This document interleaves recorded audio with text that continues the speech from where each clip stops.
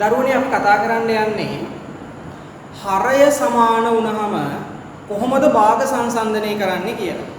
හරය සමාන වෙද්දී කොහොමද අපි භාග සංසන්දනය කරන්නේ? හරිම ලේසි මේක. මේ බලන්න ඔයගොල්ලෝ දන්නවා 5න් 3යි 5න් 2යි ගත්තාම කවුද ලොකු? චොක්ලට් එකක් කෑලි 5කට කපලා කෑලි 3ක් අද්දිද වැඩිපුර කන්නේ 5කට කඩලා කෑලි 2ක් අද්දිද වැඩිපුර කන්නේ. හරිම සරලයි. කෑලි 3ක් කනවා කියන්නේ වැඩිපුර කනවා. එහෙනම් හරය සමාන වෙද්දී වැඩේ ලේසි. ලවය ලොකු භාගය විශාල වෙනවා. මොකද්ද? හරය සමාන වෙද්දී ලවය විශාල භාගයේ විශාල වේ. එතකොට බලන්න මේ 5න් 3යි 5න් 2යි ගත්තාම කවුද ලොකු? 5න් 3 ලොකුයි.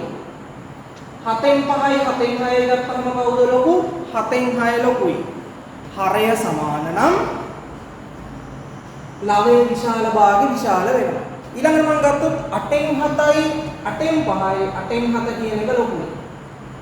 12න් 7යි 12න් 11යි ගත්තාම 12න් 11 කියන එක කියලා ලොකුයි.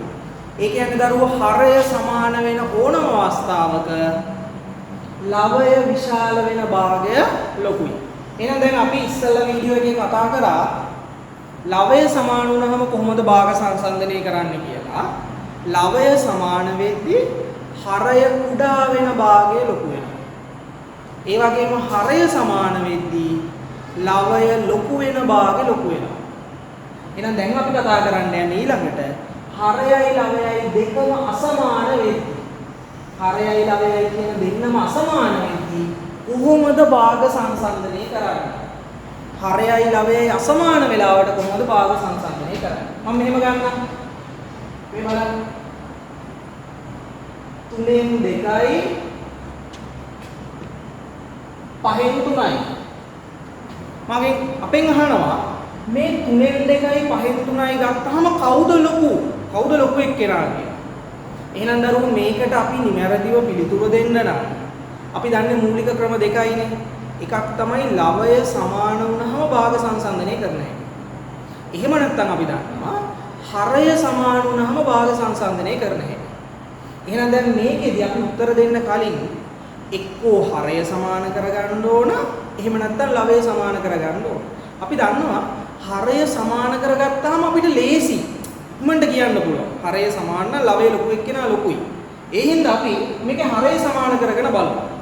එහෙනම් ලේසි නෙමෙයි 3යි 5යි තියෙද්දි හරය සමාන කරගන්න අපි 3 වැඩි කරා 5න්. 3 5න් වැඩි කරපු හින්දා උඩ තියෙන දෙකේ ඉලක්කවත් මම 5න් වැඩි කරා. 5 වැඩි කරනවා 3ේ. ඒ හින්දා උඩේ තියෙන 3ේ ඉලක්කමත් මම වැඩි කරනවා 3ේ. එහෙනම් මට ගත්ත හැකි 15න් 10යි 15න් 9යි. එහෙනම් කවුද මෙතන ලොකු? 15න් 10 ලොකුයි. ඒ කියන්නේ 3න් 2 කියන එක්කෙනා ලොකුයි. ඊළඟට දෙවෙනි ප්‍රශ්නේ. අපි ගමු 7න් 4යි 3න් 2යි. කවුද ලොකු කියලා බලන්න යන්න. ඒකෙත් අපි හරය සමාන කරගන්නවා. කොහොමද දරුවෝ හරය සමාන කරගන්නේ? මම 7 ඉලක්කම වැඩි කරා 3න් 4 ඉලක්කමත් වැඩි කරනවා 3න්. මම 3 ඉලක්කම වැඩි කරනවා 7න් 2 ඉලක්කමත් මම වැඩි කරනවා 7න්. 21න් 12යි 21න් 14යි. එහෙනම් කවුද ලොකු? 21න් 14 වෙද්දි ලොකුයි. ඒ කියන්නේ 7න් 4යි 3න් 2යි ගත්තාම 3න් 2 කියන එක්කෙනා ලොකුයි. ඊළඟට අපි තව එකක් ගත්තොත් 5න් 3යි 7න් 5යි කවුද ලොකු කියලා බලන්න යන්නේ. අපි ගුණ කරනවා මේ 5 ගුණ කරනවා 7න් 3ක් ගුණ කරනවා 7න් 7 ගුණ කරනවා 5න් 5ක් ගුණ කරනවා 5න් 35න් 21යි 35න් 25යි. එහෙනම් කවුද ලොකු? 35න් 25 ලොකුයි දරුවෝ. ඒ කියන්නේ 7න් 5 ලොකුයි 5න් 3ට වඩා. මේ මම කරන්නේ මොකද්ද? මේ මම ඔයගලන්ට කියලා දුන්නේ මේක කරන මූල ධර්ම. හරය හා ලවය කියන දෙන්නගෙන් එක්කෙනෙක් දෙන්නම අසමාන වෙලා ආපුවාම අපි ගැටලුව විසඳන්න කලින් එක්කෝ හරය සමාන කරගන්න ඕනේ, එහෙම නැත්නම් ලවය සමාන කරගන්න ඕනේ.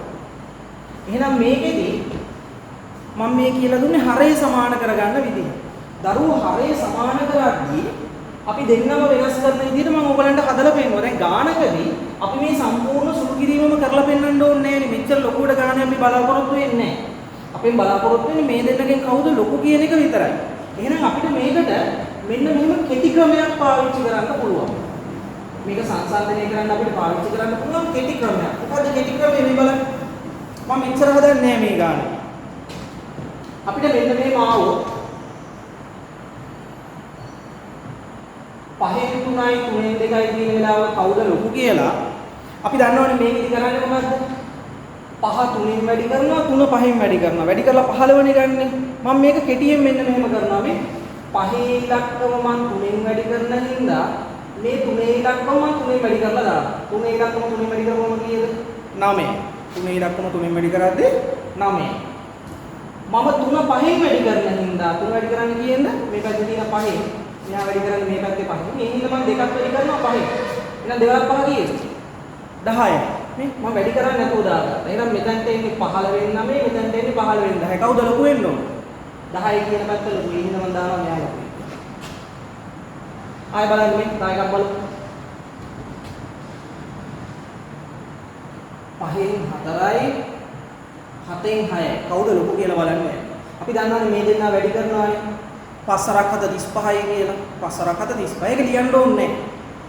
අපි 5 7න් වැඩි කරන හින්දා මේ මෙතන තියෙන 4ත් 7න් වැඩි කරනවා. 4ක් වැඩි කරනවා 7න්. 4 වරක් 7 කීයද? 28. උන් උඩින් ලියාගන්න. 7 වැඩි කරන්නේ 5න්. ඒ හින්දා මම 6ක් 5න් වැඩි කරනවා. 6 වරක් 5 30යි. එහෙනම් කවුද ලොකු? 30 කියන එක්කෙනා ලොකු හින්දා මේ පැත්ත ලොකුයි. අන්න එහෙම දාගන්න. තව එකක් බලමු දරුවෝ.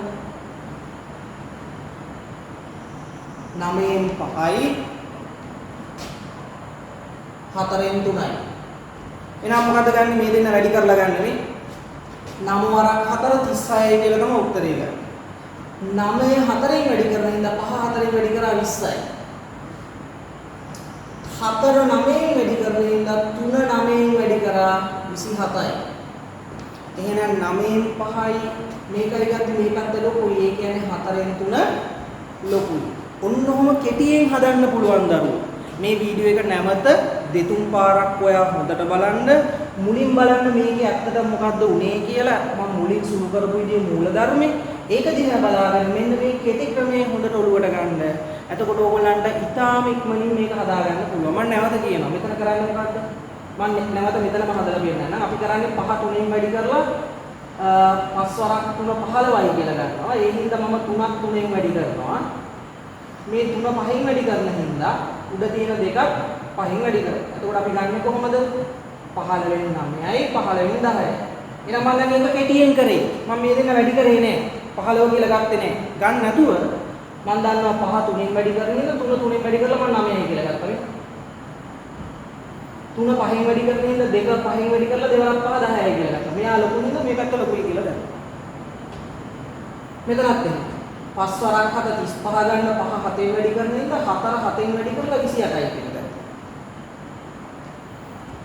7 5න් වැඩි කරලා 35 ගන්න හින්දා 6 5න් වැඩි කරලා 30යි කියලා ගත්තා. මෙයා ලොකු හින්දා මේ පැත්තට දැම්ම විශාලයි. මේ කරපු දෙයම තමයි. මේ 9 4න් වැඩි කරන්න ඕන හින්දා 5 4න් වැඩි කරා 20යි. 4 9න් වැඩි කරන්න ඕන හින්දා 3 9න් වැඩි කරා 27යි. මේ පැත්ත ලොකු 27 ලොකු හින්දා මේ පැත්ත ලොකු. එහෙනම් දරුවෝ මම ඔයගලන්ට මූලික මූලධර්මයක් කියලා දුන්නා. ඒක ගන්න පුළුවන් කිටිම ක්‍රමෙත් කියලා දුන්නා. ඕගොල්ලෝ නැවත නැවත මේක හොඳට ප්‍රැක්ටිස් කරගන්න ඕන. එතකොට ඕන භාගයක් ඉතා ඉක්මනින් සංසන්දනය කරගන්න ඕගලන්ට පුළුවන් වෙනවා.